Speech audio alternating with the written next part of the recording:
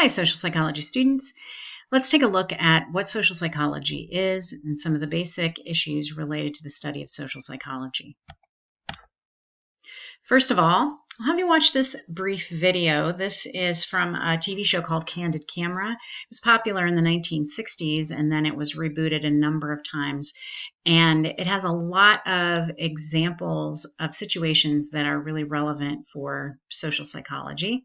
So in this one, it's what's known as the elevator video.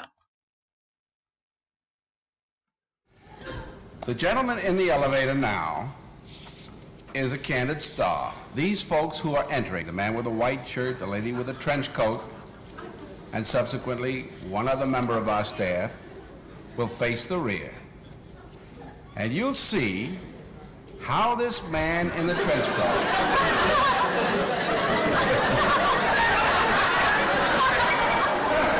tries to maintain his individuality, but little by little,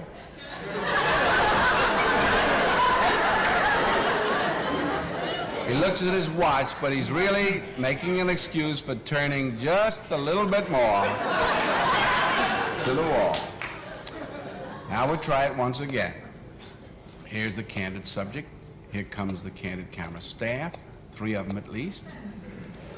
And this man has apparently been in groups before.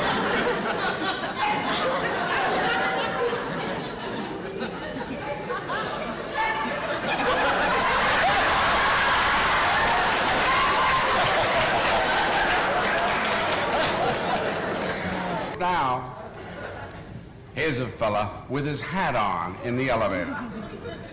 First he makes a full turn to the rear and Charlie closes the door. A moment later, we'll open the door, everybody's changed positions.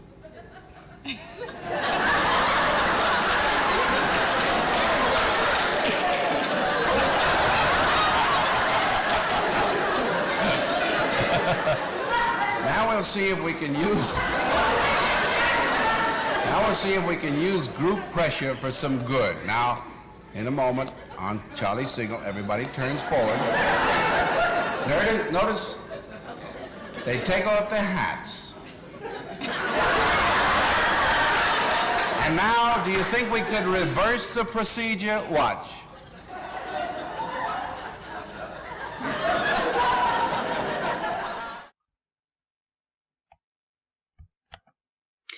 So that's an interesting example of a social psychological kind of situation. And it points out the absurdity of our behaviors when we're in a group and that sometimes we conform for unknown reasons.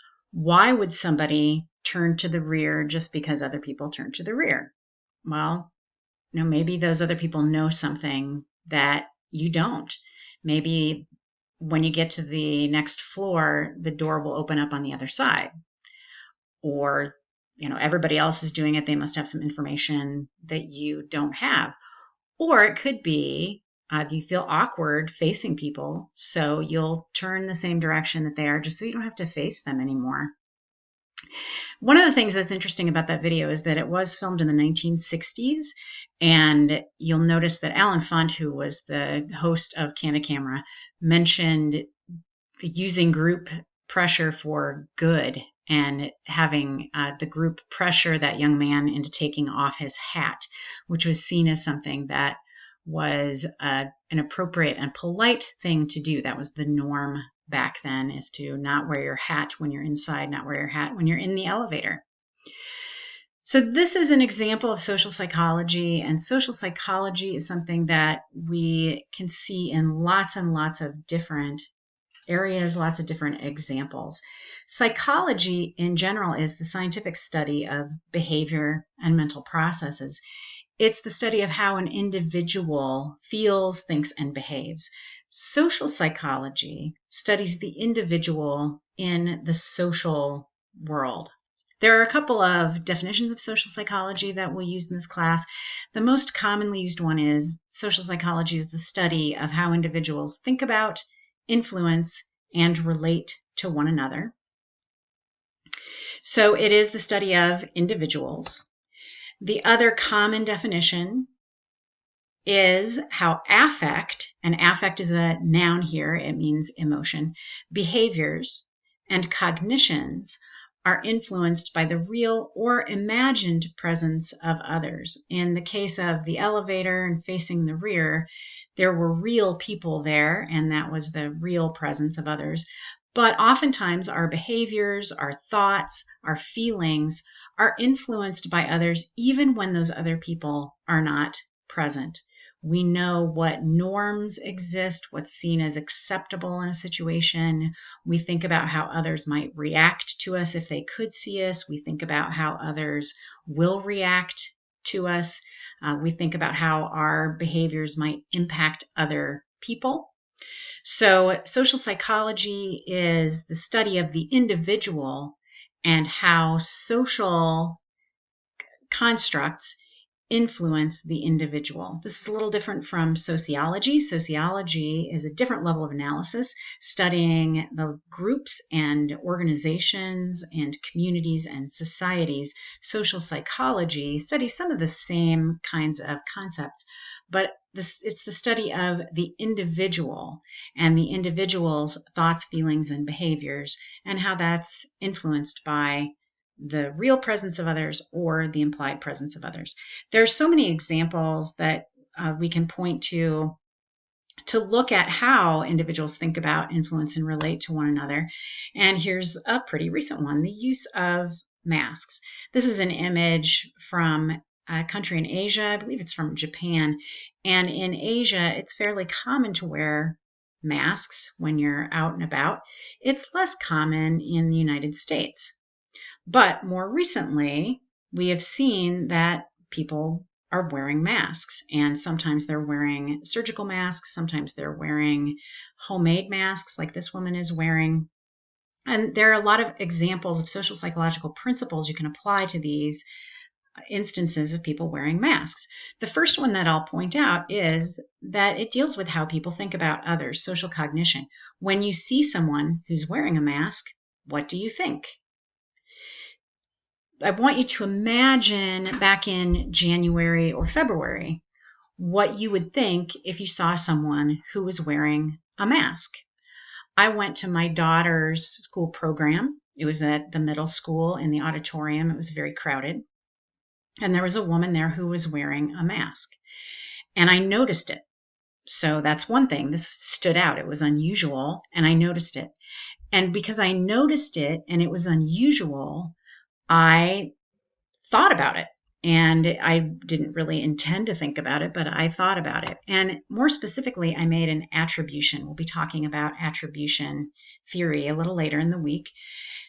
I wanted to know why she was wearing a mask. Now, this is not something that I was really consciously aware of, and it wasn't something that I was super motivated to figure out. But I just wondered, why is she wearing a mask?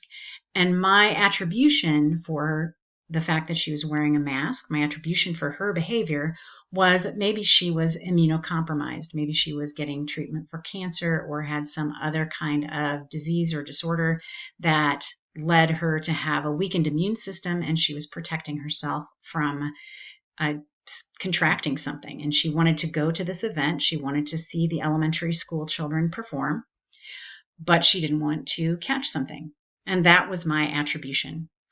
Now, fast forward to today, if I see someone in public wearing a mask, I don't necessarily think that they're immunocompromised. It's likely that I think my attribution for their behavior is that they're doing this because they have heard that it's a good idea to wear a mask. So it's how people think about others, my attributions for their behaviors, and how I perceive others. So it's very different now than it was several months ago. You can also think about the mask issue in relation to how people influence each other. So not just what do you think of when you see someone who's wearing a mask, but how do you decide whether you wear a mask or not? And that's social influence. we're going to be talking about these concepts, so the definitions of them aren't super important right now, but I wanted to show you this example.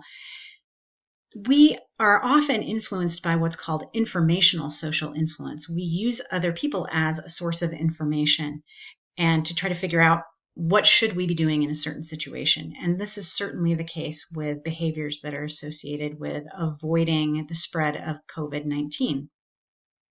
We look to experts and we try to figure out, what is the recommendation? What should I be doing? How far should I stay apart from people? Should I wash off my groceries when I bring them home? How long does COVID-19, how long does that virus stay suspended in the air? How long does it stay on surfaces? I'm going to look to what I think of as experts to get information about that. Who do I perceive as an expert? That can vary quite a bit. So back in March, Time published this article about public health experts changing their guidance on whether or not to wear face masks for the coronavirus. This was early in March, so this was almost 2 months ago. And that was confusing to people. If you hear, there are lots of articles, lots of people talking about it. And then in early April, the Centers for Disease Control released a recommendation to use cloth face coverings, especially in areas of significant community-based transmission. So they talked about what types of cloth face coverings to use. Should you use a bandana? Should you use a mask, a homemade mask? And what should the material be made out of? And then this other part, especially in areas of significant community-based transmission, people had to figure out what that meant. Is that here in Iowa and Waverly, should I be wearing a mask when I go to the grocery store? What does that mean? What does significant community-based transmission mean? And the recommendation has changed, especially since now we know that people can spread the virus even when they themselves are not experiencing symptoms. So some people then said, okay, well, I need to use a mask. But then other people would say, no, you don't need to use masks. Here's something that this comes from social media, and this supposedly comes from Dr. Judy Mikovits. I don't know who that is, but other people, someone that I went to high school with, posted this, and they perceive this individual as a legitimate authority and someone who's an expert who says, don't wear a mask. It gets in the way of your breathing, and you need ample amounts of oxygen for optimal immune health, especially during a so-called pandemic. They use quotation marks around pandemic. So you could see that this person obviously is trusting a different authority. So how do you decide who has the correct information? But you're going to use those experts and maybe people who even aren't experts, people you trust who maybe aren't experts, but you think they probably know what they're talking about, to make a decision about your behavior.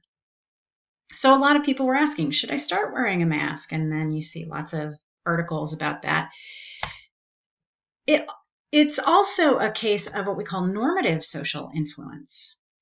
It has now become more of a political kind of endorsement. If you wear a mask, you are seen as someone who believes the reports and believes the CDC. And if you don't wear a mask, you might be communicating that you don't trust those reports and don't want people to tell you what to do. And that's normative social influence, the perception of social norms, the perception of what's acceptable and what's expected.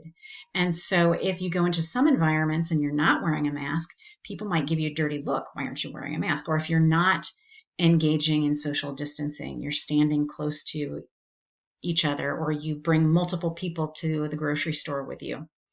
So you might be pressured into doing some of those things because you don't want to be rejected by others. You want people to like you. You want people to accept you. You don't want people to reject you. So that's normative social influence. And then this mask issue also deals with how people relate to each other.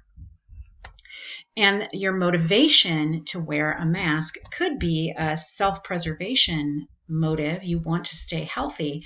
And then there were a number of articles that came out, and a number of um, recommendations that said masks don't help you to prevent your own infection. So they don't prevent you from getting the COVID-19 infection, but they would prevent you from spreading it if you happen to have COVID-19.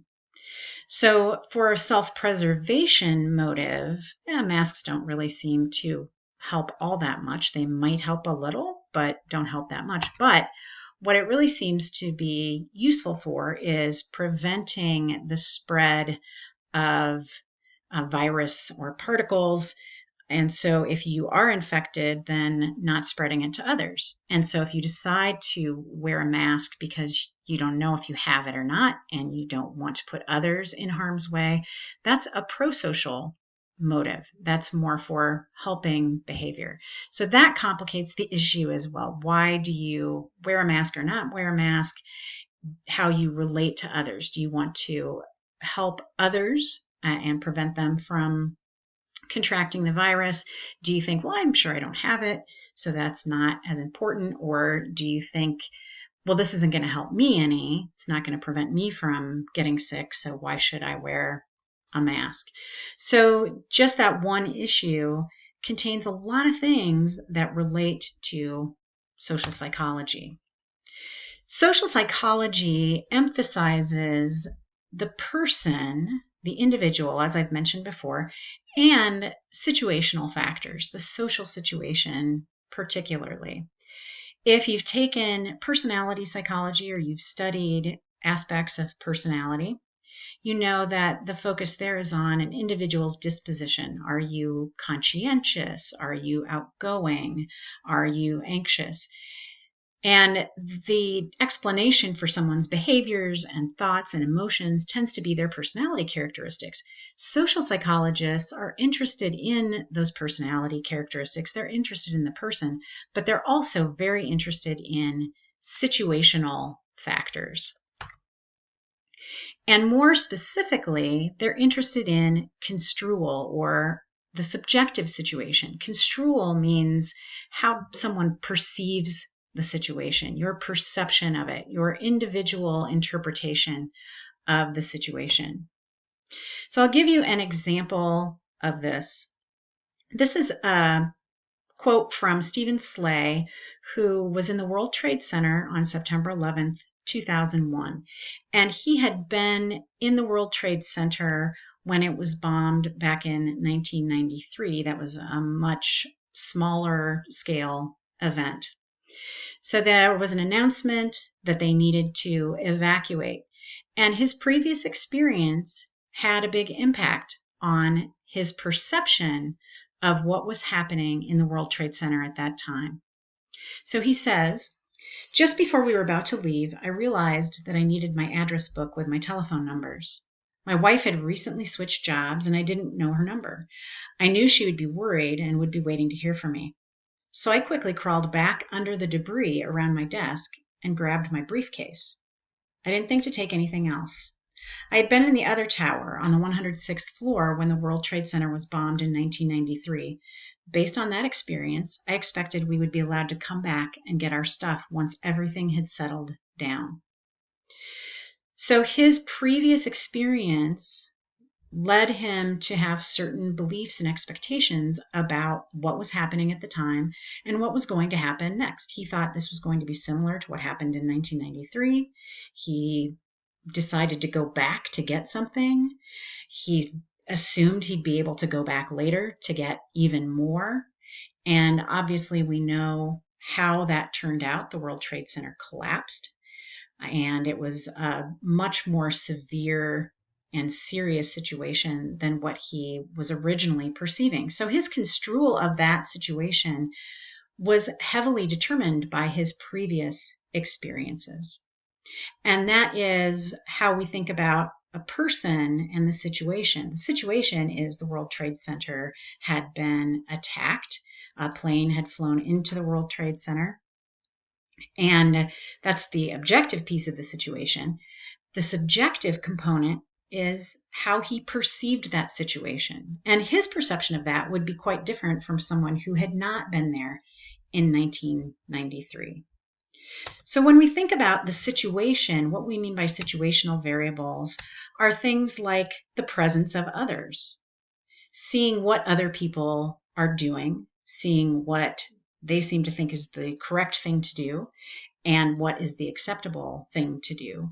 And the people who are there are going to be, depending on who they are, that's going to have an impact on the situation and how people perceive the situation.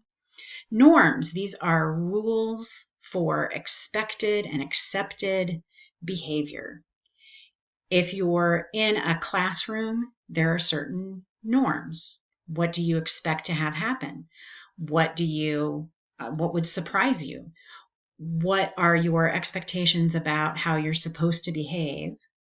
And if you don't engage in those behaviors, or if you violate those norms, you might get a dirty look, you might be rejected. Other situational variables include rewards for engaging in behaviors. If you've ever been in a class that has required class participation, you know what I mean here. People will be much more likely to participate in a class in which participation is directly graded than when it's not. And that's because there are different rewards for engaging in those behaviors. And then there can be barriers to performing behaviors as well. A number of years ago, the college decided to move trash cans out of the classrooms, and that really changed the extent to which you saw litter in the classroom. Every time I go into a classroom, there's always some weird thing that's sitting up on the presentation station, like apple cores and wadded up pieces of paper, and there's a barrier to throwing things away. And just like there can be barriers, there can also be what are called channel factors. Channel factors are factors that facilitate a behavior. So having a recycling and trash right outside of the classroom will then encourage people to drop off their trash, drop off their recycling, rather than just leave it behind. So channel factors, it's thinking about like the channel of a river. Once there's a channel that's been formed, the water easily flows there. And it's why it's very useful to include self-addressed stamped envelopes when you're asking people to respond to something, or making a link easily accessible. That's something that will just encourage people to engage in the behavior. If people have to take more steps, they're going to be less likely to engage in the behavior. So wearing a mask, if you make it easy to wear a mask, people are going to wear a mask. If you make it more difficult to wear a mask, people aren't going to wear a mask. So those are all situational factors. Then we also talk about person variables. And they're not personal variables, they're called person variables. And these are individual differences. These are the things we bring with us to a situation that lead to different construals of that situation. Just like that individual who was in the World Trade Center on 9/11 had specific experiences that led him to have different expectations than someone else might. We all come to an experience with individual differences that will influence our construal of the situation. One of those would be personality characteristics. Someone who is very outgoing is going to have very different perceptions of situations than someone who is more shy. Someone who is very conscientious is going to have a different approach to a class than someone who is low in conscientiousness. And we'll talk about some of those individual differences and how they play a role in perceptions of the situation. People have different needs. They might have a strong need for belonging and affiliation. They might have a strong need for achievement. They might have a strong need for power. And people differ in those needs. Or need for cognition. Some people like to figure stuff out. They want to understand things. And those can all drive behavior and lead you to perceive situations differently. I've already talked a lot about experiences. The experiences that someone has had will have an impact on how they perceive very objective situational factors. We can think about demographic variables like gender. Gender brings with it a lot of different aspects of experience and gender roles and socialization, and those things can influence how someone perceives a situation. Age. My mom, for example, is in her 80s, and she remembers when there were limitations on what people could do because of polio and the threat of getting polio. She remembers when public pools were closed, for example. And those kinds of experiences that she's had will have an impact on her perception of what's going on now and on what's going on in situations. So people's previous experiences due to age, their age will be a person variable that influences their construal. And there are many, many others. This is not an exhaustive list, but we come to experiences, we come to situations with these person variables. So you can put two people in the identical situation and they might behave very differently. They might feel very differently about it, have different emotional responses to it, and have different thoughts because of these person variables. So we always think about any kind of social psychological phenomenon as being a result of both the person and the situation. So we'll look at a couple examples before we end here. First of all, you have a driver stranded near the side of the road. What factors will influence whether or not someone will help the stranded individual? Think about aspects of the situation and how individual difference variables might influence the construal of that situation. Well, one example here would be who is the person who is the potential helper? Is it someone who feels confident that they could help? Is it someone who feels like it could be dangerous if they stop to try to help? What about previous experience? That could have an impact as well. That would be another person factor. If you've ever been stranded on the side of the road and you need help and someone helped you, maybe you would be more likely to stop and help. What about the weather? If it's raining, that's a situational factor. People are going to be less likely to help.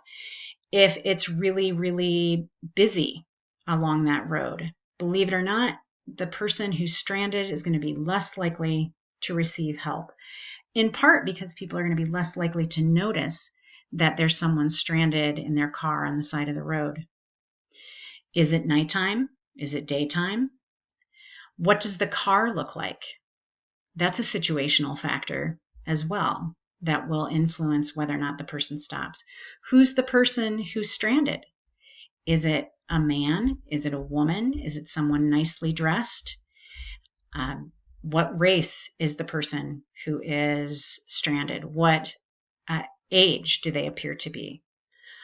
All of those are situational factors. And then person factors include things like your previous experiences, your level of confidence, your own feelings of vulnerability, whether or not you're in a hurry. Are you late and you really can't take the time to stop? Those are all person factors that will influence your perception of the situation. Maybe you perceive that, oh, they've probably already called someone. Or maybe you've perceived that other people probably have called someone already. Or do you identify with the person who is stranded? Oh, I'd hate to have that happen. I'm going to stop and see if they need anything. So this is just one example. I'll post some other examples on my Warburg. We'll also talk about some examples during the Zoom meeting. So that's where we'll stop for right now. And let me know if you have any questions. Otherwise, I will see you soon. Bye-bye.